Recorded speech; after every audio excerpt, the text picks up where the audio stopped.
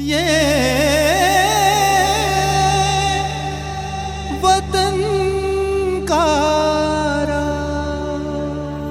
नमस्कार, वतन का राग कार्यक्रम में आप सभी का बहुत बहुत स्वागत है। समय साक्षी है कि उजाले के सारे रास्ते साहस की सीढ़ी से तय हुए हैं। दुख की अंधियारी आंखों में जो चिर मुस्कान लिख दे वो साहस है। आंसुओं की नदी के बीच भी खड़ा होकर जो बुंदे खिलखिलाते हुए रंग वो साहस है। घने अंधकार में डूबे उदास आसमान में जो आस का सूरज खिला दे वो साहस है।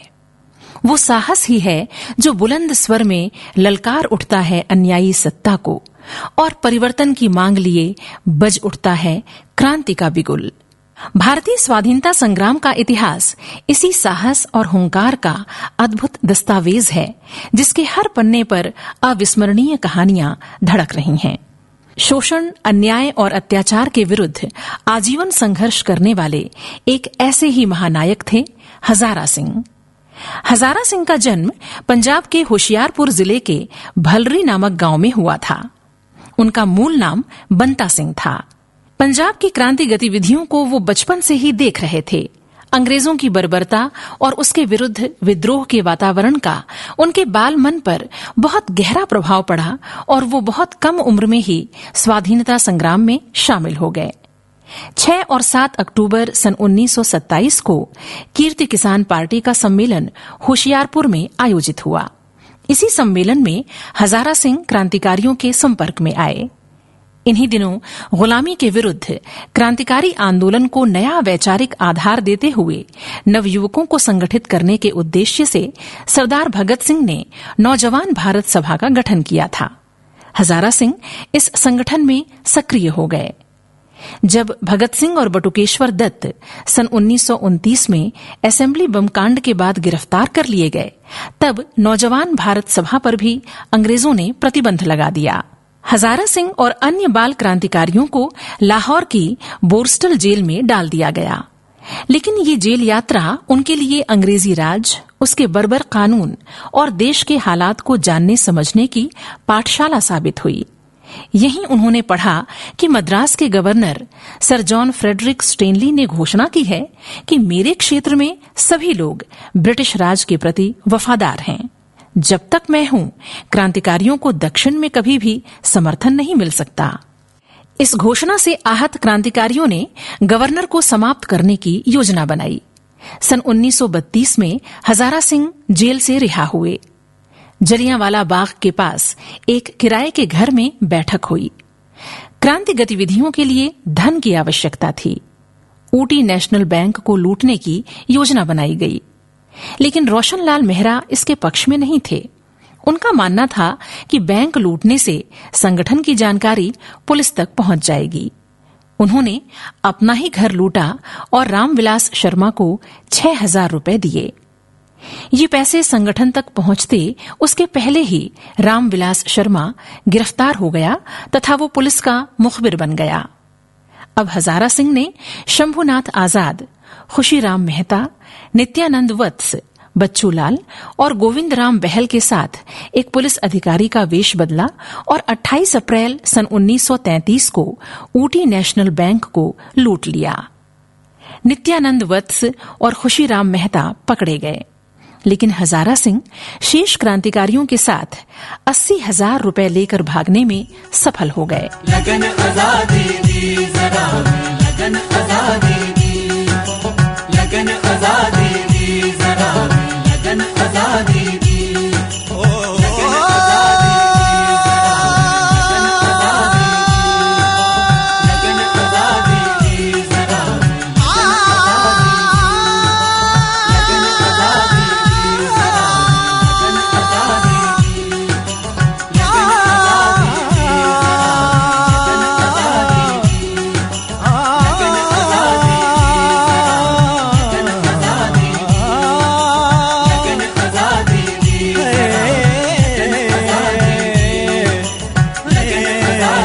दी जरा, लगन आजादी दी, लगन आजादी दी लगन आजादी दी जरा, लगन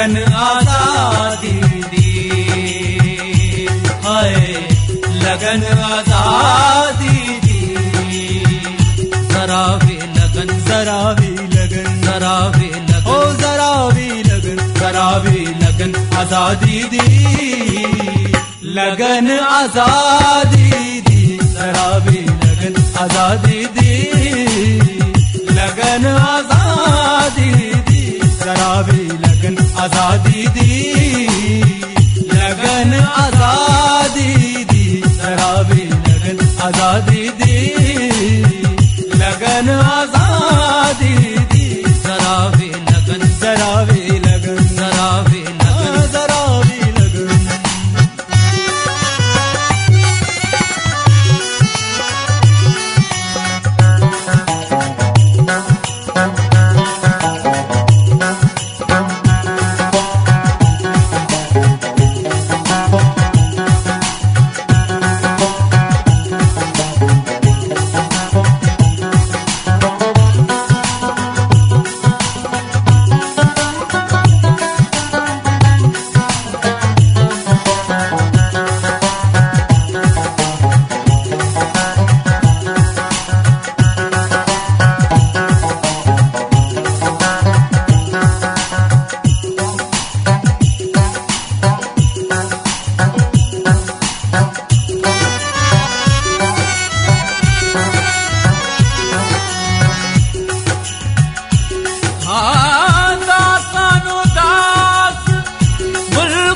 बनना दस्या सबनू खोल के,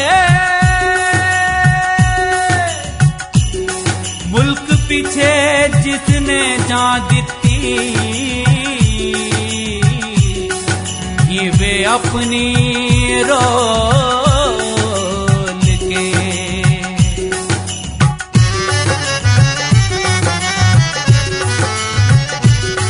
सरदार शहीदा होया,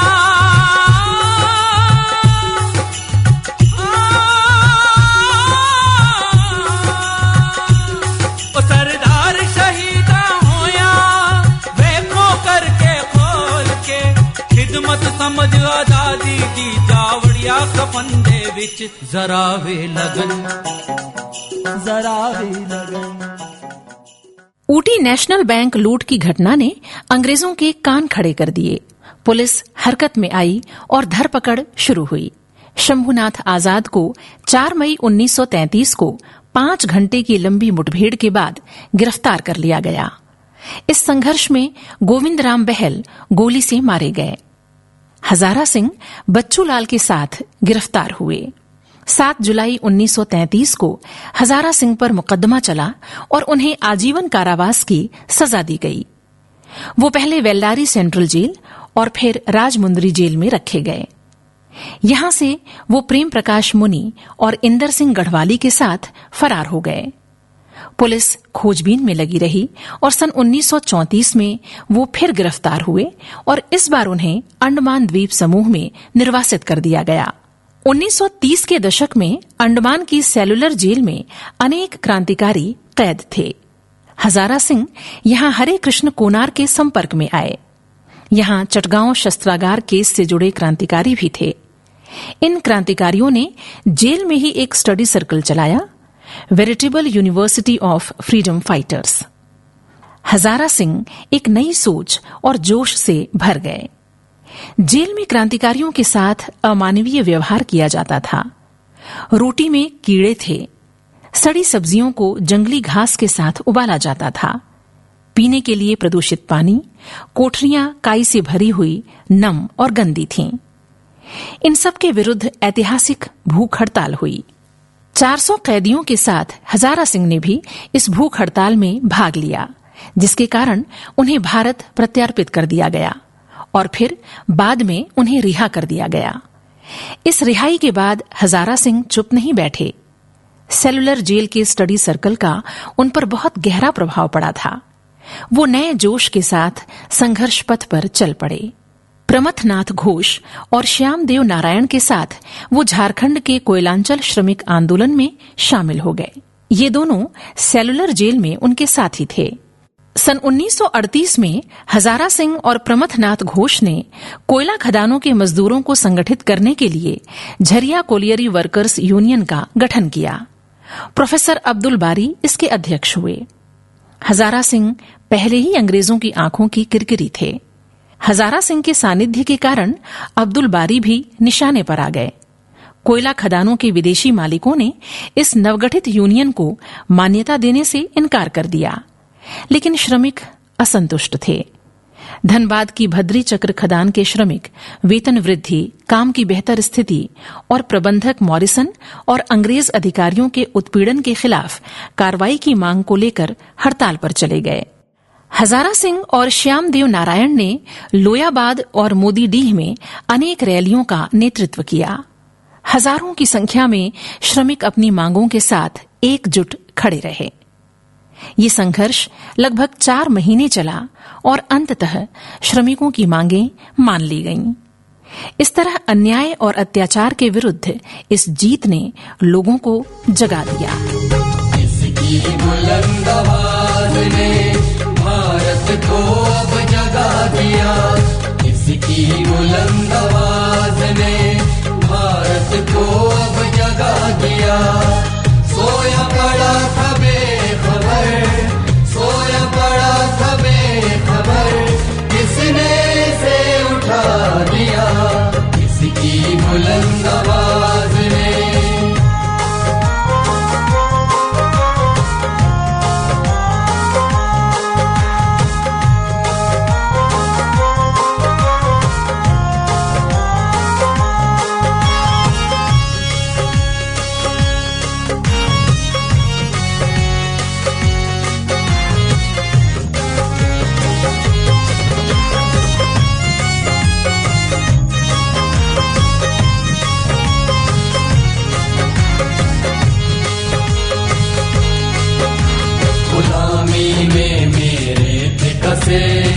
जंगल में मेरे थे फंसे,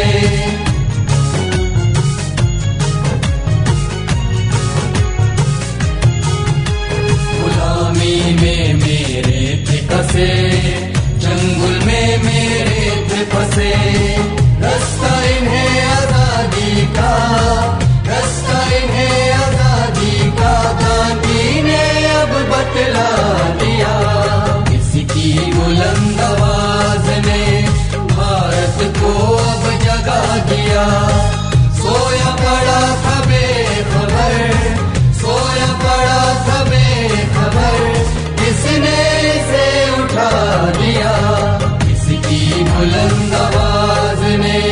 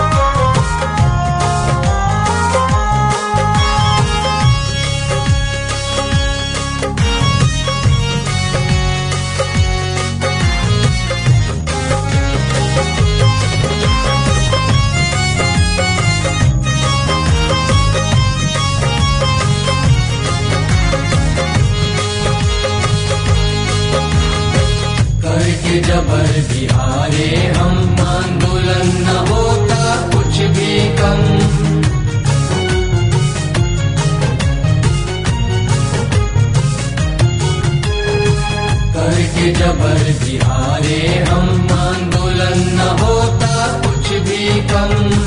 चिढ़ के दमन से और भी, चिढ़ के दमन से और भी, लंदन को बस हिला दिया। इसकी बुलंद आवाज ने भारत को अब जगा दिया। सोया पड़ा था बेखबर, सोया पड़ा था बेखबर, किसने इसे उठा दिया, इसकी बुलंद आवाज ने।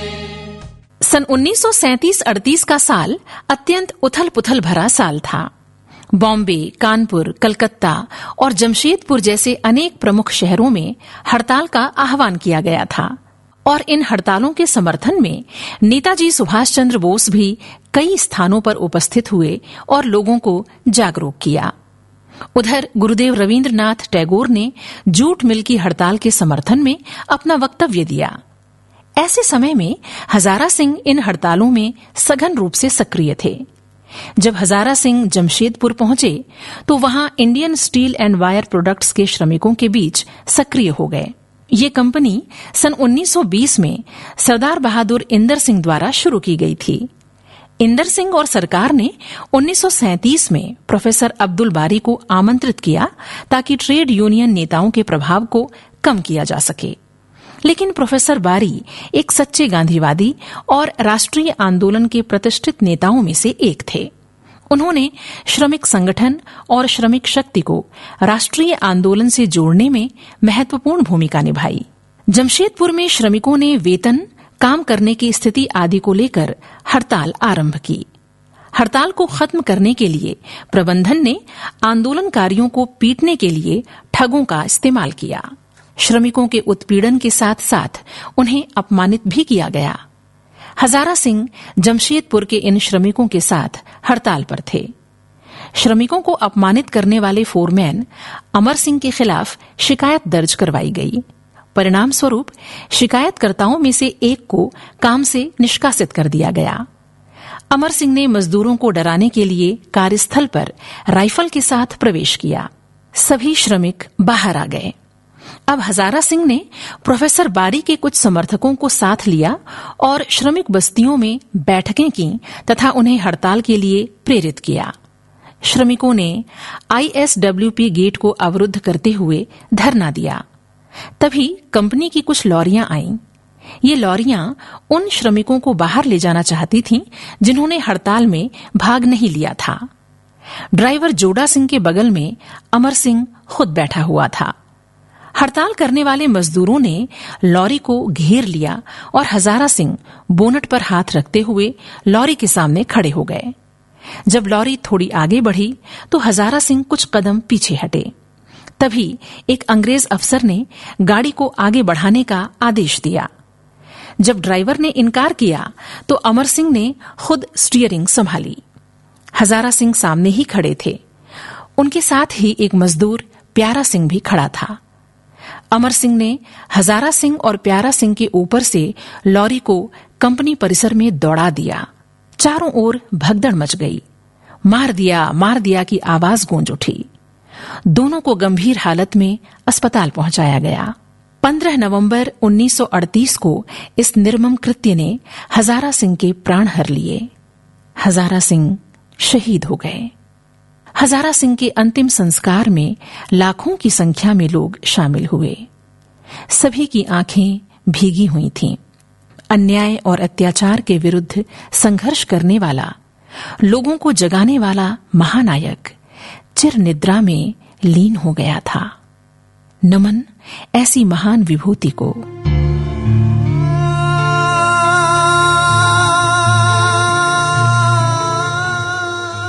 शहीदों के खून का असर देख लेना, मिटा देंगे जालिम का घर देख लेना। किसी के इशारे के हम मुंतजिर हैं, बहा देंगे खून की नहर देख लेना। खुजंदी हुआ हिंद आजाद अपना, छपेगी ये एक दिन खबर देख लेना।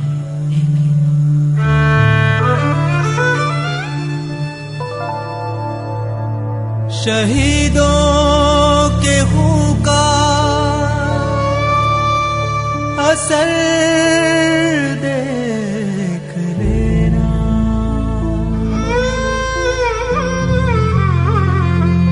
मिटा देंगे जालिम का घर देख लेना।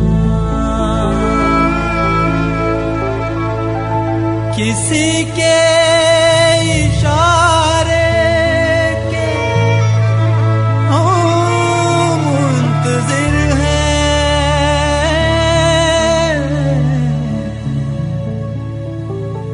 किसी के इशारे के हम मुंतजिर हैं। बहा देंगे खून की नहर देख लेना।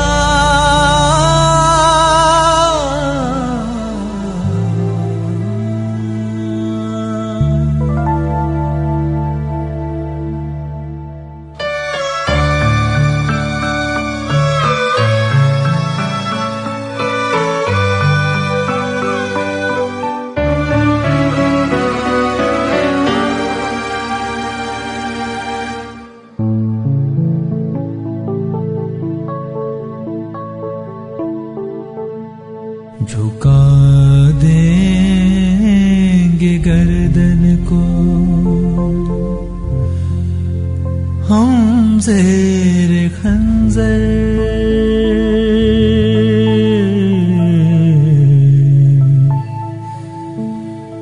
झुका देंगे गर्दन को हम ज़ेर खंजर। खुशी से कटाएंगे सर देख लेना।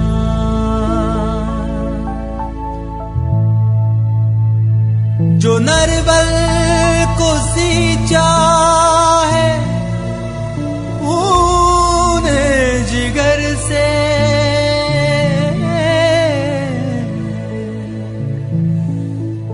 जो नरबल को सींचा है उन्हें जिगर से।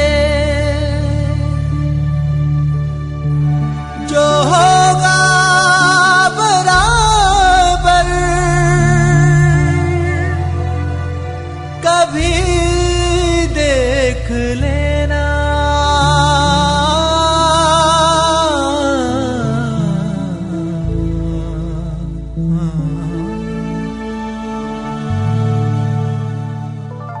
अभी आप सुन रहे थे कार्यक्रम वतन का राग। मार्गदर्शन श्री शिवशेखर शुक्ल, समन्वय श्री संतोष कुमार वर्मा और प्रस्तुति स्वराज संस्थान संचालनालय, संस्कृति विभाग, मध्य प्रदेश की। ये वतन का